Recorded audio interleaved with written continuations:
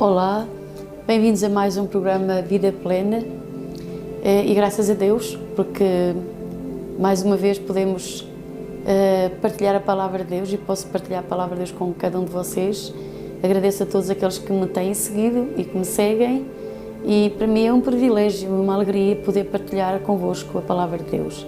E hoje quero falar um pouco acerca dos conselhos que Deus nos dá através do livro de Provérbios. Encontramos muitos conselhos para a nossa vida diária e se nós os colocarmos no nosso coração e pudermos pôr em prática o que podemos aprender através da Palavra de Deus e nomeadamente através dos conselhos que Deus nos dá para a nossa vida, creio que podemos ter vidas bem-sucedidas e podemos ser muito felizes, porque Deus quer que nós sejamos bem-aventurados. Essa é a vontade de Deus. E a felicidade não depende também só de coisas, mas de uma vida interior que nos satisfaz. Essa é a vida de Cristo, é a vida de Deus. E também é dessa vida interior que sai tudo o que nós necessitamos. Então nós encontramos aqui, no livro de Provérbios, capítulo 3, e no verso 11 diz: no caminho da sabedoria te ensinei e por veredas de retidão te fiz andar. E no verso 13 diz: apega-te à instrução e não a largues, guarda porque ela é a tua vida. Então, receber a instrução, o conselho de Deus para a nossa vida, para o nosso caminhar, para a forma como para vivermos, não é? Porque ela é a tua vida. As instruções de Deus nos dão vida. E tomar o conselho de Deus para a nossa vida, isso nos vai ajudar, isso nos vai abençoar, isso nos vai trazer um caminho mais amplo, plano, liberto de muitos tropeços e de muitas coisas que quando nós somos guiados pelo Espírito Santo, nos guia para um caminho plano. Então, vemos também que os ímpios comem o pão da impiedade e bebem o vinho da violência. As pessoas que não têm Jesus, as pessoas que não têm Cristo, eles vivem em violência, em impiedade. Verdadeiramente uma pessoa que não nasceu de novo, que não teve um encontro com Jesus, a sua natureza é pecaminosa. E dado que a natureza humana é pecaminosa, ela poderá fazer tudo, as coisas mais, se elas não tiverem, forem perdendo cada vez mais a moral e se forem corrompendo, o ser humano pode fazer coisas perversas, impiedosas e violentas. Digamos que o mundo pode estar violento, cada vez mais violento. Quanto mais perverso, mais violento.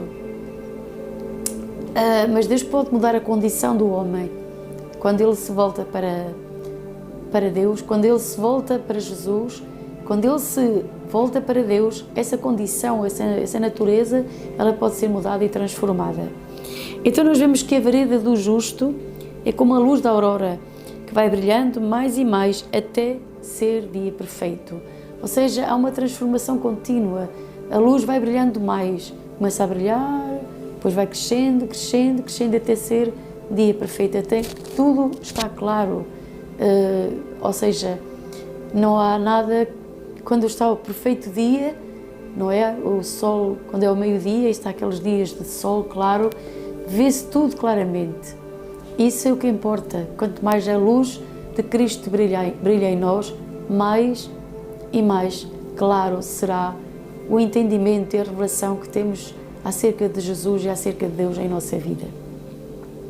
Vemos então que no verso 21 diz: não deixes apertar dos teus olhos a palavra de Deus. Ou melhor, diz no verso 20, para melhor entendermos: atenta para as minhas palavras e para as minhas razões. Deus diz para nós atentarmos para as palavras deles, ou para a palavra dele e para as suas razões. Deus tem as suas razões. Nós devemos inclinar-nos para ouvir, estar dispostos, ter uma predisposição para ouvir o que Deus tem a dizer. Porque muitas vezes podemos ouvir, mas não estamos inclinados, predispostos a fazer o que Deus nos diz. Devemos inclinar o nosso coração e os nossos ouvidos para ouvir o que Deus tem a dizer-nos. E se nós atentarmos para aquilo que Ele nos diz, com o coração rendido, isso é importante. Diz assim no verso 22, no verso 21, não os deixes apartar-se dos teus olhos, guardas no íntimo do teu coração, porque são vida para os que as acham e saúde para o seu corpo. Sobre tudo o que se deve guardar, guarda o teu coração, porque dele procedem as fontes da vida. Então nós vemos aqui que Deus nos instrui, nos dá a instrução, nos aconselha, nos ensina a guardar, sobre todas as coisas que devemos guardar, guarda o teu coração. Porque é do coração que sai a vida, que saem as fontes da vida. Nós podemos guardar, o nosso coração é algo de muito valor, valioso, e porque é dele que sai a vida. Se nós não guardarmos este bem precioso, ele pode ser corrompido, contaminado, e então poderá até acontecer que em vez de sair vida, sai outra coisa, má. E o conselho de Deus é: guarda o teu coração. Precisamos de guardar o nosso coração e de saber, ou melhor, e de escolher o que depositar no nosso coração. Por isso, a Bíblia também se refere a vários tipos de coração. Há pessoas que têm um coração temeroso, há pessoas que têm um coração amargurado, há pessoas que têm um coração ferido, há pessoas que têm um coração rebelde, há pessoas que têm um coração endurecido, há pessoas que têm um coração humilde, há pessoas que têm um coração cheio do amor de Deus. Portanto, é o tipo de coração que... Há vários tipos de coração e é importante não permitirmos, por exemplo, ter um coração endurecido, ter um coração amargurado. Porque a Bíblia diz que se o nosso coração estiver amargurado, vamos ser privados da graça de Deus. Ou seja, a graça de Deus, o favor de Deus, sobrenatural. Não é só favor, a graça de Deus traz com ela o poder de Deus e muitas coisas e muitas bênçãos que Deus tem para nós. Mas se nós estamos amargurados, nós vamos ser privados dessa graça. Então, também o inimigo, nós temos um inimigo. Podemos dizer que todos nós temos inimigos. Até pensamos, nós pensamos mais nos inimigos de carne e osso, propriamente naqueles inimigos que não se vêem, mas que são esses que influenciam os inimigos de carne e osso. É por isso que a Bíblia diz que a nossa luta, a nossa batalha, a nossa luta não é contra a carne e sangue, ou seja, não é contra seres humanos, mas é contra principados, potestades, contra as hostes espirituais da maldade. Está a dizer que são seres espirituais. E esses são os nossos verdadeiros inimigos, pois são eles que influenciam os outros, os seres naturais ou humanos. E até nós devemos ter cuidado para não sermos influenciados também por esse mesmo inimigo. Porque o inimigo também procura invadir a nossa vida, influenciando-nos com muita coisa. E assim, se nós permitirmos essas influências, se nós permitirmos que isso chegue ao nosso coração, invada o nosso coração, vai privar-nos da graça de Deus e do fluir da vida, porque é do coração que flui a vida. Por isso a Bíblia é bem clara sobre tudo o que se deve guardar. Nós devemos guardar muitas coisas, mas há algo mais importante que todas as coisas para guardar. É, na verdade, o nosso coração, porque é dele que procedem as saídas da vida. A vida sai do nosso coração. Se o nosso coração está endurecido, como vai sair a vida de Deus? Como é que vai sair essa vida? Se o nosso coração está temeroso, e aprendemos que a fé é do coração, mas o medo também se aloja em nosso coração. Eu disse, se tivermos um coração temeroso, a fé não vai ser liberta.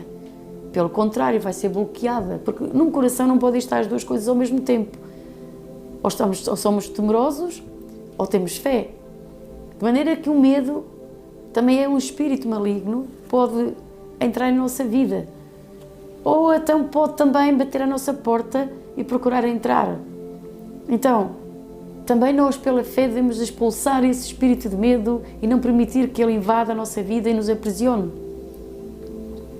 e nos controle, e nos comande. E eu sei o que é o medo. Já vivi muito medo. Tive que exercitar a fé para que ele não me dominasse, porque verdadeiramente o medo pode dominar a vida de uma pessoa, no pensamento, no agir, em muitas coisas. Então, quando nós olhamos para Jesus, gosto do Salmo 34 exatamente porque ele diz: olharam para ele e foram iluminados. E também diz: foram libertos dos seus temores. Na verdade, é na presença de Deus que nós encontramos realmente descanso, encontramos a vida. Então, devemos guardar o nosso coração para que essas coisas não roubem o fluir da vida que está dentro de nós.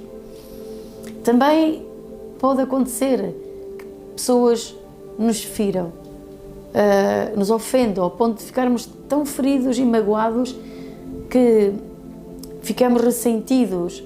E o ressentimento significa que eu volto a sentir e a sentir o que me fizeram, essa mesma dor, esse mesmo estou sempre a pensar naquilo que me fizeram, e isso é o ressentimento, especialmente quando estamos sozinhos ou por alguma circunstância, estamos a recordar-nos, é uma memória constante é um recordar constante do que nos fizeram, e isso vai, com certeza, amargurar o nosso coração. E um coração amargurado não pode fluir ali o poder de Deus, nem o amor de Deus. Veja que o inimigo tem estratégias para bloquear a nossa vida, a nossa fé e o fluir da vida de Deus. A vida de Deus vem de dentro do nosso coração. Ela não vem do externo, vem do interior. Essa vida está do nosso interior. Por isso, o nosso coração, nós devemos guardá-lo. Até o conselho a seguir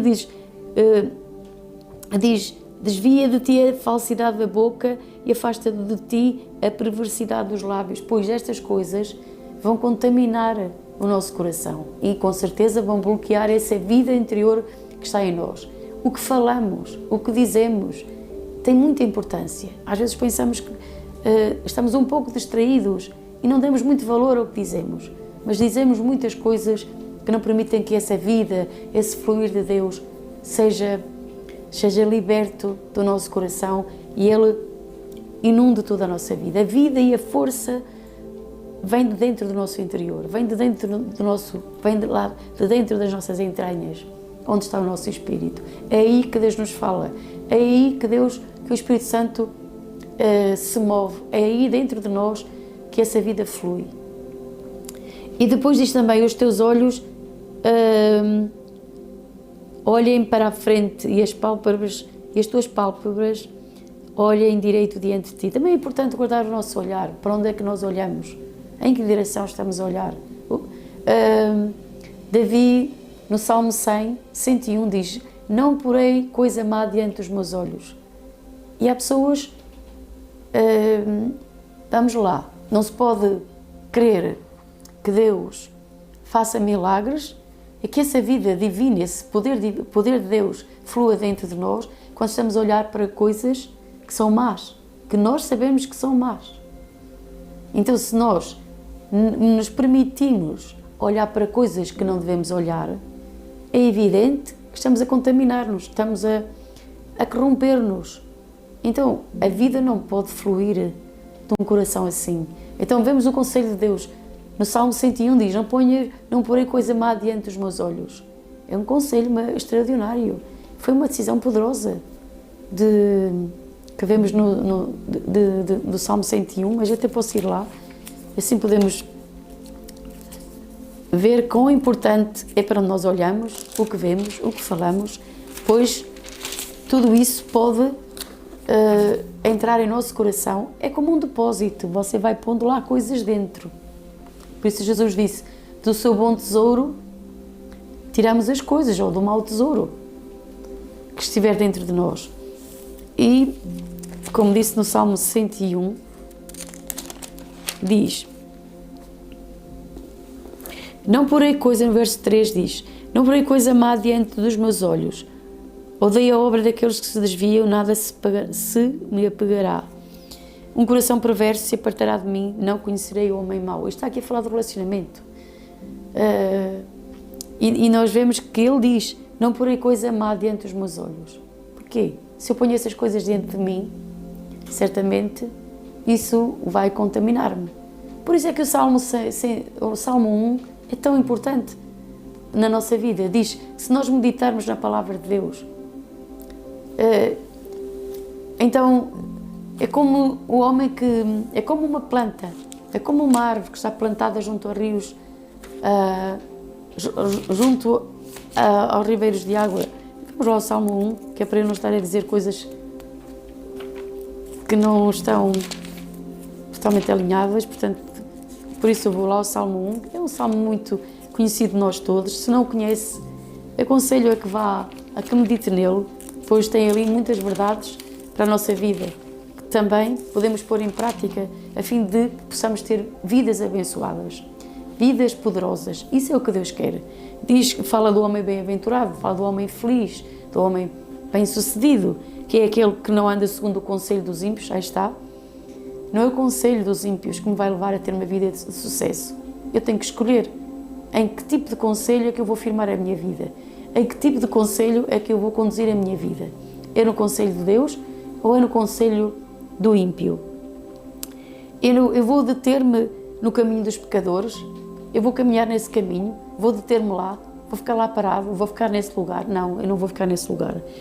Nem se assenta na roda dos escarnecedores. O homem feliz, o homem bem-aventurado, segundo Deus, segundo a palavra de Deus, não é aquele que se detém no caminho dos pecadores, que fica lá só para ter um pouco de tempo, só para também... Deixe-me dizer isto, há muitas pessoas que dizem, nem sou carne nem peixe, sou neutro. Isso não existe. E então muitas pessoas querem, como se diz um provérbio, agradar a gregos e a troianos. Não podemos. Aqui não há, só há dois caminhos, o estreito e o largo. Jesus não falou da neutralidade, isso não existe. Portanto, são decisões que nós temos que tomar. E diz, antes tem prazer na lei do Senhor. O homem bem-aventurado, o homem feliz, o homem próspero, o homem bem-sucedido, não só próspero só porque tem capacidade financeira. Não, ele é próspero em tudo na sua vida. Ele prospera na sua vida, tanto espiritualmente, como emocionalmente, como fisicamente. Ele é uma pessoa próspera, abençoada, tem conhecimento de Deus, tem relacionamento com Deus, tanto que tem, sabe o que é que tem? Porque a Bíblia diz que ele medita na palavra de Deus. Em vez de estar a meditar em coisas que não têm valor algum, ele medita nas coisas que têm propósito, que têm poder, que têm capacidade para transformar, têm poder para nos levar, como se diz, a bom porto. E no verso 3 diz, porque será como uma árvore plantada junto a ribeiros de águas, a qual dá o seu fruto no seu tempo. Portanto, nunca vai dar fruto fora de tempo, porque o fruto fora de tempo não é um fruto abençoado, não é um fruto bom, não é um fruto que se possa comer. Uma árvore, se dá fruto fora do tempo, geralmente não é bom. Mas o homem, ou a pessoa que medita na palavra de Deus, é como se vivesse junto a águas. Porquê? Porque quando eu medito na palavra de Deus, a água é a água da vida. A Bíblia diz que aquele que crê em Jesus, rios de água viva fluirão do seu ventre. E o Espírito Santo sempre está ligado com a palavra de Deus. Sempre vai haver um fluir, sempre vai haver vida. A água é símbolo de vida. Se uma pessoa medita na palavra de Deus, é como viver junto à água. É como ser plantado junto à água. Quem me planta junto à água? Quem é que me vai plantar junto a esses ribeiros? É mesmo Deus. É como se Ele me plantasse, é como se eu vivesse plantada junto ao lugar onde há água. E onde há água há vida. E vemos que a folha não cai. Tudo quanto fizer prosperará. Tudo. Não é só em algumas coisas. Oh, que maravilhoso é que nós aprendêssemos a viver neste lugar santo, verdadeiro, viver com a nossa mente e o nosso coração cheio da palavra de Deus, cheio de Deus, meditássemos no que Deus diz, no que Deus fala. Então esse é o segredo, é a chave para vivermos vidas vitoriosas. E eu quero viver essa vida. Se calhar tropeçamos muitas vezes aqui, permitimos que muitos pensamentos, que muitas coisas invadam a nossa alma, o nosso caminhar, o nosso viver. Permitimos. E somos, como eu ia dizer, somos frustrados muitas vezes e somos prejudicados quando nós podemos ter vidas abençoadas e vitoriosas. Mas eu quero dizer-lhe que esta é a vontade de Deus para a nossa vida. Se ainda não chegou lá, pelo menos, ou se já tomou essa decisão e se por algum motivo não persistiu, não perseverou, eu convido a voltar ao mesmo lugar, eu convido a voltar ao mesmo sítio, a começar a voltar a colocar a palavra de Deus em seu coração, porque é daí que sai a vida.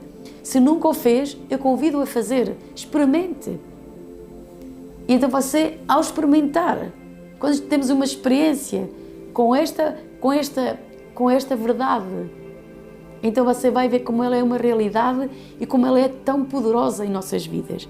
Diz assim ainda: não são assim os ímpios, mas são como a moinha que o vento espalha.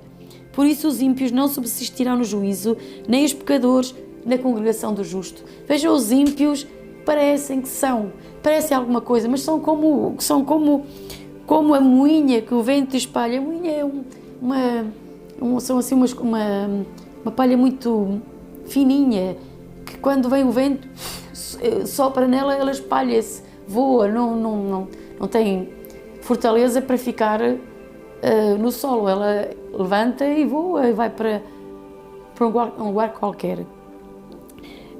E diz que os ímpios não subsistirão no juízo, não subsistem.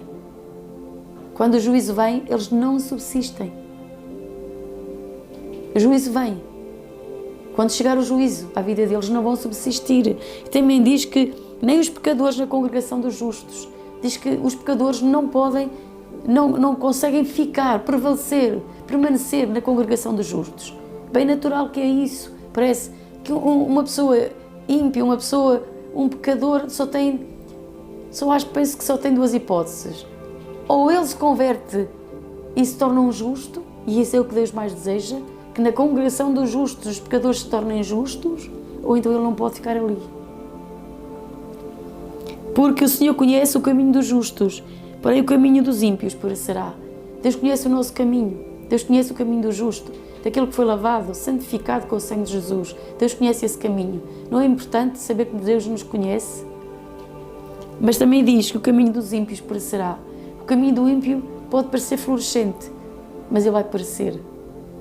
Na verdade, o homem é como a erva que hoje existe e amanhã é lançada no forno. Desapareceu, não existe mais. Mas eu quero dizer que o justo permanece para sempre.